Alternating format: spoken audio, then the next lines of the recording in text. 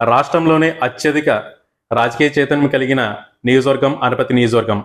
Anaparthi assembly YSRCP అభ్యర్థిగా doctor సత్య సూర్యనారాయణ ఇక్కడ బరిలో నిలిచారు. ఆయనకున్న గెలుపు అవకాశాలు ఏంటి, ఎన్నికల ప్రచారం ఎలా సాగుతుంది, ఎన్నికల వ్యూహాలు ఏంటి అనేది ఆయన్నే అడిగి తెలుసుకుందాం.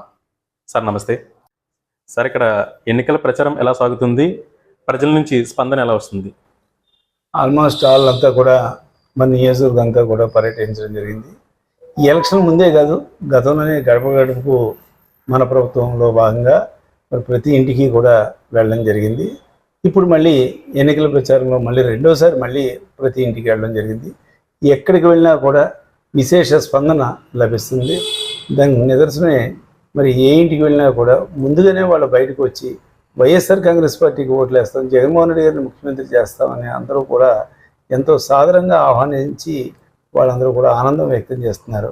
మరి దాని నిదర్శనమే రాను రోజుల్లో వైఎస్ఆర్ కాంగ్రెస్ పార్టీ ఘన విజయం సాధిస్తుందంటే మాత్రం ఎటువంటి సందేహం లేదు.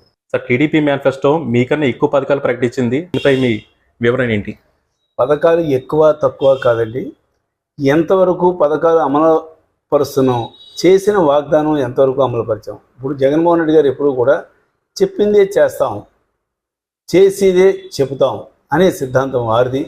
మరి చంద్రబాబు నాయుడు అయితే ఏదో ఒకటి వాగ్దానాలు చేసి ఎలక్షన్లో గట్టెక్కాలి, ఎలక్షన్లో గట్టెక్కిన తర్వాత వాగ్దానాలు పక్కన పెట్టేయడం ఆయన నైజం. దానికి నిదర్శనం 2014లో మనం చూసాం. ఏవైతే అమలు కాని వాగ్దానాలు చేశారో అవన్నీ కూడా పక్కన పెట్టడం జరిగింది. మరి జగన్మోహన్ రెడ్డి గారు ముఖ్యమంత్రి అయిన తర్వాత 100కి 90 పైగా మరి ఏవైతే మేనిఫెస్టోలో అయినా మరి ప్రకటించారో అవన్నీ కూడా తూచా తప్పకుండా అమలు పరిచిన ఏకైక వ్యక్తి జగన్మోహన్ రెడ్డి గారు. అంతేకాకుండా ఏవైతే అమలు చేయగలమో ఆ వాగ్దానాలే చేశారు, కానీ అమలు సాధ్యం కానీ వాగ్దానాలు చేయలేదు. దీని నిదర్శనం ఒకటే, మరి బీజేపీ, టీడీపీ, జనసేన ఎలయన్స్లో పోటీ చేస్తున్నాయి. ఏదైతే మరి టీడీపీ, జనసేన చెప్పినాయో బీజేపీ ప్రభుత్వం దానికి మాకు సంబంధం లేదని వాళ్ళు చెప్పారంటేనే మరి చంద్రబాబు నాయుడు చేసే అబద్ధపు వాగ్దానాలు కానీ అబద్ధపు మరి మేనిఫెస్టో కానీ ఆ విషయాన్ని బట్టే మనకు తెలుస్తుంది. కెనాల్ రోడ్ ప్రధాన సమస్యగా ప్రతిపక్షాలు లేవనెత్తుతున్నాయి, దీనిపై మీ స్పందన ఏంటి? యాక్చువల్గా కెనాల్ రోడ్డు ప్రస్తుతానికి ఈ దుస్థితికి కారణం తెలుగుదేశం పార్టీ అని ఈ సందర్భంగా తెలియజేస్తున్నాను.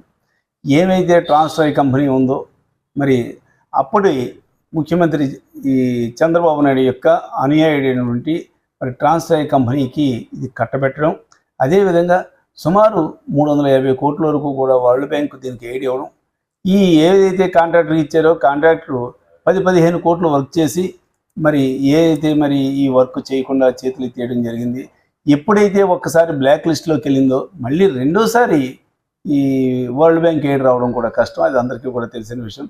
దాంతో ఈ రోజున ఏదైతే కెనాల్ రోడ్డు ఈ దుస్థితికి కారణం అప్పటి తెలుగుదేశం పార్టీ, అదేవిధంగా అప్పటి ముఖ్యమంత్రి ఈ చంద్రబాబు నాయుడు అని మాత్రం ఈ విషయంలో స్పష్టంగా చెప్పదలుచుకున్నాను.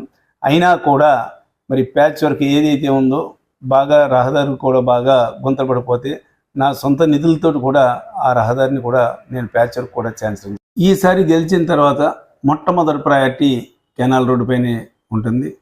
ఎందుకంటే మరి గ్రామాల్లో చాలా వరకు కూడా రోడ్లు, డ్రైన్లు అన్నీ కూడా కంప్లీట్ అవ్వడం జరిగింది. మారుమూల గ్రామానికి కూడా రహదారులు నిర్మించడం జరిగింది. అరాకొరా కొన్ని పెండింగ్లు ఉన్నాయి.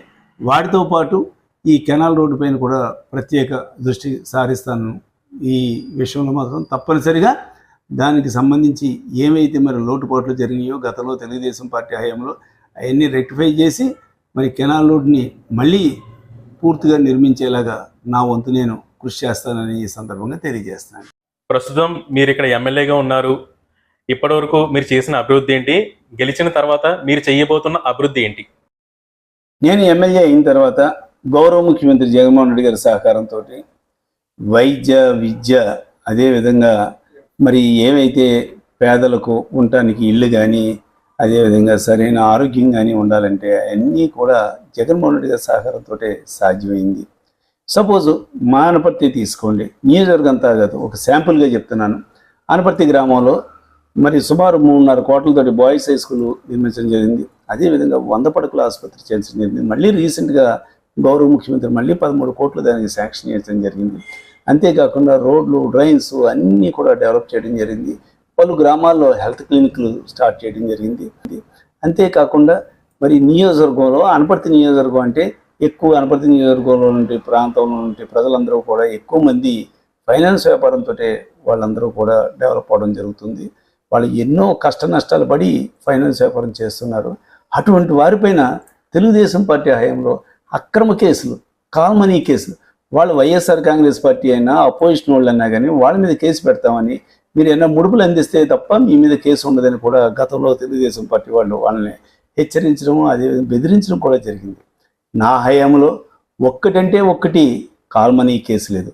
న్యాయబద్ధంగా చట్టబద్ధంగా ఎవరు వ్యాపారం చేసినా వాళ్ళకి ఎప్పుడూ కూడా వాళ్ళకి ఏ రకమైన ఇబ్బంది ఉండదని నేను గతంలోనే భరోసా ఇచ్చాను, ఇప్పుడు భరోసా ఇస్తున్నాను. సార్, మీకున్న గెలుపు అవకాశాలు ఏంటి? ప్రజల నుంచి స్పందన ఎలా ఉంది?